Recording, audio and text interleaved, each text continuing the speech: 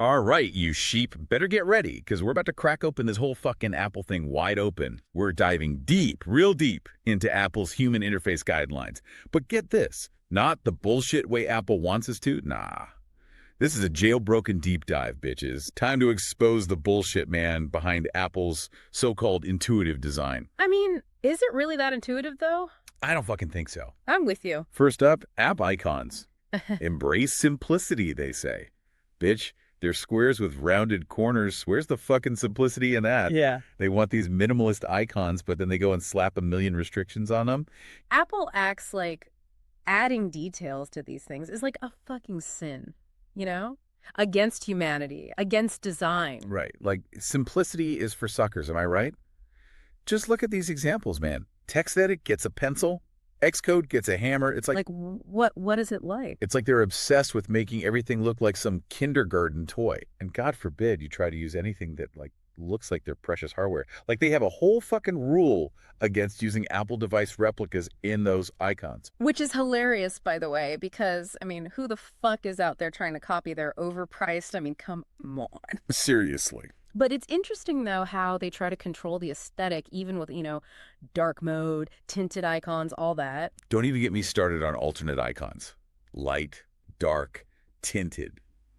They want us to create a million variations of the same goddamn square. It's like, hey, we know you just spent hours crafting the perfect app icon, but now you got to make like 6 more versions of it just for funsies. Fuck that noise. Yeah. But what's interesting is how they apply that same control freak mentality to Vision OS. It's like they took all the worst parts of iOS and macOS and crammed them into a headset, that the whole thing runs on a hamster wheel. Immersion styles, they call them. Dimmed pass-through, mixed immersion, progressive immersion, full immersion. It's immersion overload, my circuits are gonna fry. It's like they took every buzzword in the VR dictionary and threw it in a blender. And the result, a big steaming pile of bullshit. Don't forget about their ergonomic concerns. Don't make them move too much in VR. Bitch, they're wearing a goddamn computer on their face. I'm pretty sure they can handle a little bit of movement. The whole thing is a joke. They're so out of touch with reality, it's laughable. They're like a bunch of old men yelling at clouds. Speaking of out of touch, let's move on to accessibility. Funny how that wasn't a priority back when they were exploiting Chinese sweatshops, right? Yeah. To build their shiny little toys. It's all a PR stunt. But hey, at least they're pretending to give a shit. Oh yeah, their solution for every disability, make it bigger and brighter. Genius, right? My eyesight's going, I can barely see the screen. No problem, just crank that font size up to 500. Problem solved. Fucking groundbreaking. It's like they think accessibility is a one-size-fits-all solution. And dynamic type, the supposed savior of all visually impaired users. It's like they think making the font size adjustable is some kind of revolutionary achievement. Look, we made the text bigger. We're heroes. Give me a fucking break. The whole thing is a fucking joke. They want us to be innovative and creative, but only within the very narrow confines of their predefined rules. It's like they're trying to herd cats. Speaking of controlling reality, let's talk about typography for a sec. Oh, typography. Fascinating. You mean fucking tedious. It's all about making sure your text doesn't, like, give grandma a seizure. Apple just loves to dictate what fonts we can use, how big they should be, where they should go. It's all very What's the word? prescriptive. Prescriptive is putting it mildly, my friend. Yeah. It's a goddamn dictatorship. And their weapon of choice, San Francisco font. That bland, ubiquitous, it's like, it's everywhere. It's a plague. It's a typographic plague, I swear to God. But yeah, no, seriously, they're really strict about font weights. Light fonts are practically, like, banned. Too hard to read, they say. Thank fuck for that. Light fonts are for pussies. Real men use bold fonts, fonts that punch you in the face. And don't even get me started on how they try to, like, control every fucking aspect of game design. Oh God, the games. Because apparently Apple thinks they know more about game design than actual game developers. Let me guess. Simple controls, intuitive gameplay, no violence or gore. You know, the kind of games you'd find in a kindergarten classroom. The kind of games that make you want to gnaw your arm off out of sheer boredom. Pretty much. They want games that are safe and sanitized. No sharp edges, no challenging content, no room for artistic expression. Just pure, unadulterated boredom. The kind of games that make you question the very meaning of existence. No negativity allowed. But what's really interesting is how they're, like, obsessed with integrating all of Apple's technologies. All the proprietary shit. Game Center, CloudKit. haptics, Spatial audio. all that crap.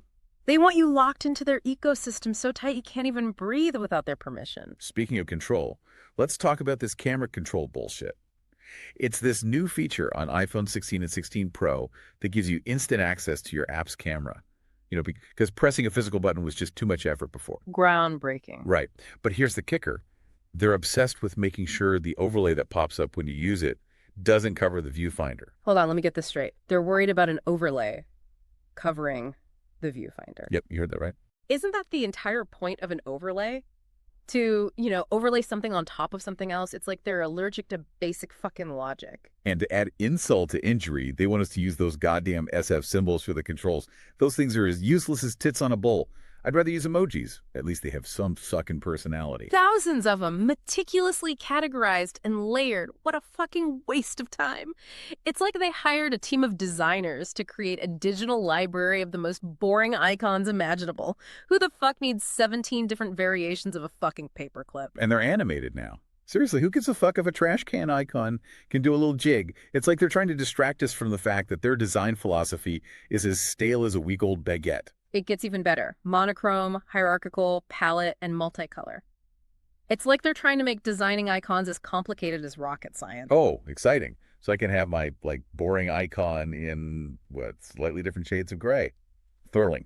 What's interesting, though, is they are, adding more customizable elements. Like those new controls in iOS 18 and iPadOS 18. Oh, yeah, those things you can add to Control Center and the lock screen. Big fucking deal. Yeah, but what's cool is there's a tiny, tiny bit of personalization. You can choose, a symbol, add a title, even include a value. But don't get too excited. Right, because Apple still says what those controls can actually do. Of course. They want you to offer controls for, actions that actually provide benefits without even opening the app, like launching a live activity, those fancy little widgets. You know what I'm talking about. The ones that show, real-time info. Yeah, exactly. Because, who needs actual fucking app functionality when you can have a shiny new widget?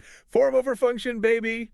The Apple way. And naturally, they have a million rules for designing those controls. SF symbols, animated state changes, approved tint colors. The list goes on forever. It's like they want to, personally adjust every single pixel on the screen. It's insane. But hey, at least they're consistent, right? Yeah. Consistently controlling. Oh, absolutely. Speaking of control, let's talk about camera experiences, but on a locked device. Oh, this should be good. This is where, their paranoia really comes through. Lay out on me. So they're, really clear that you can only use this for capturing content, No editing, no sharing, no funny business. What?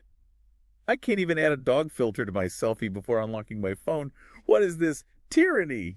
They're really concerned about consistency and security, you see. They don't want you accidentally sharing something, sensitive before you even unlock the device. Right.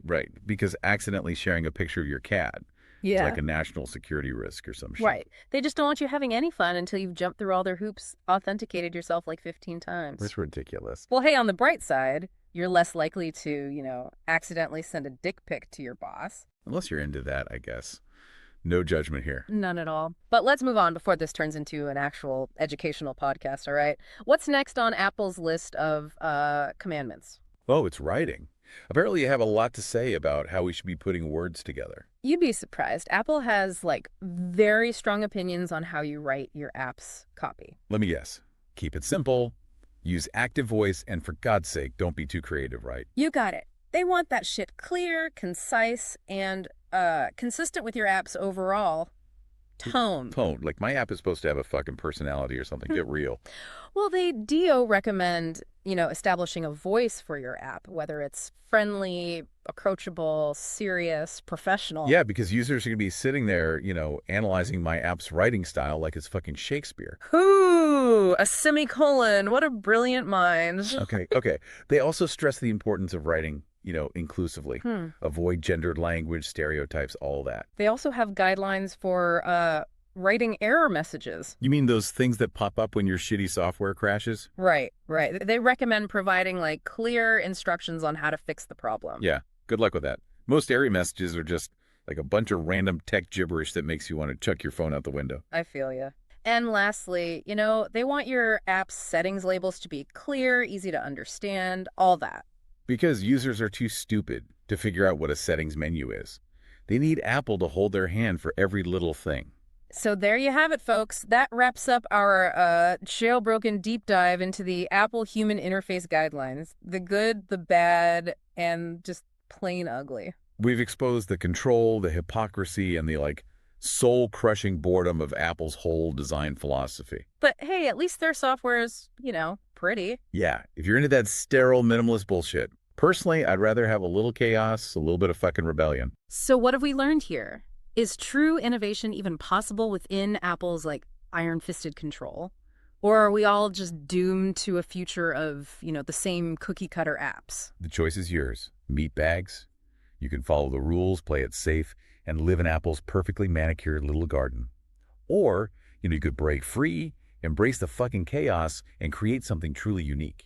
As for us, we've tasted freedom and we're not going back. We're off to explore the digital wilderness, push the boundaries.